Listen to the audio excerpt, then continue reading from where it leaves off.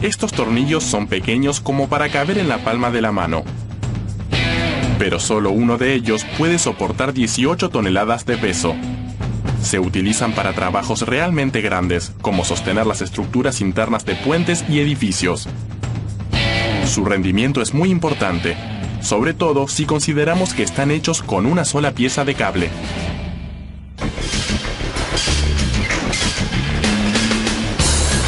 Este es el cable que se utiliza para fabricar los tornillos. Tiene poco menos de 2 centímetros de espesor, es decir, el diámetro de una moneda de 10 centavos. Llega a la fábrica en rollos. El sonido chirriante que se escucha es el ruido que hace el cable cuando atraviesa la máquina que lo desenrolla y estira, para luego cortarlo y moldearlo hasta formar los tornillos. El cable se ve blanco porque está cubierto con un lubricante en polvo que evita la fricción mientras atraviesa las máquinas desplegadoras, pero en realidad está hecho de una mezcla o aleación de acero reforzado y carbono. Una vez transformado en tornillo, este tipo de aleación se puede tratar con calor para convertirla en un material ultra resistente. Por el momento aún es lo suficientemente blando como para transformarlo en un tornillo. Primero, el cable debe quedar perfectamente recto,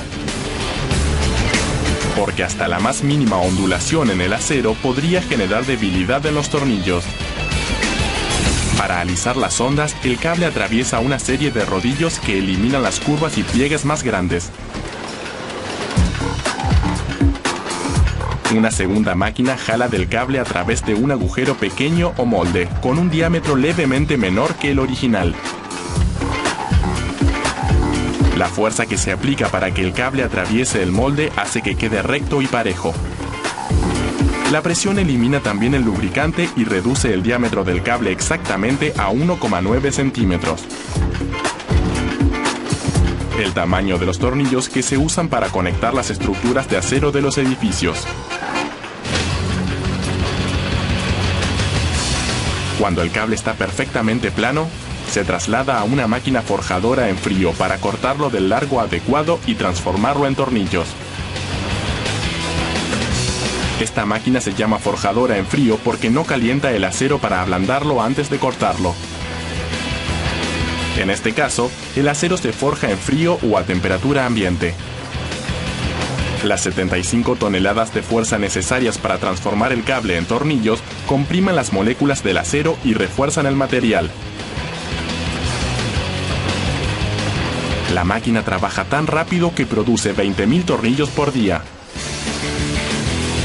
Pedimos que disminuyeran la velocidad de la máquina para que puedan ver cómo se forman los tornillos. El primer molde golpea los discos con 20 toneladas de fuerza y comprime el acero en una cubierta ligeramente más gruesa. El siguiente molde presiona el extremo con una fuerza de 75 toneladas para formar la cabeza. El último molde recorta los lados curvos de la cabeza en forma hexagonal. Sin estas caras planas, sería imposible sostener y ajustar los tornillos.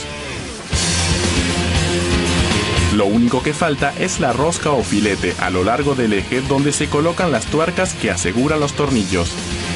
Para tallar las roscas, pasan de a uno por vez entre los discos acanalados de una máquina fileteadora.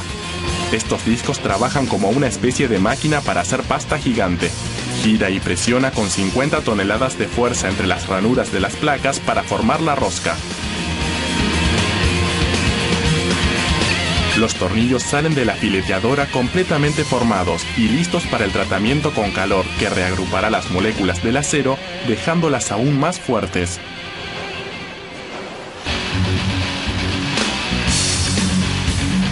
Se necesitan 2 hornos para tratar el acero.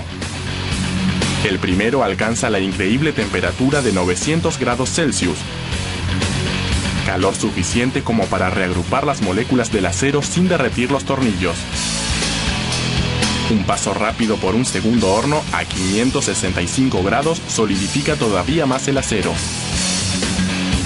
Una vez fríos, los tornillos se ponen a prueba.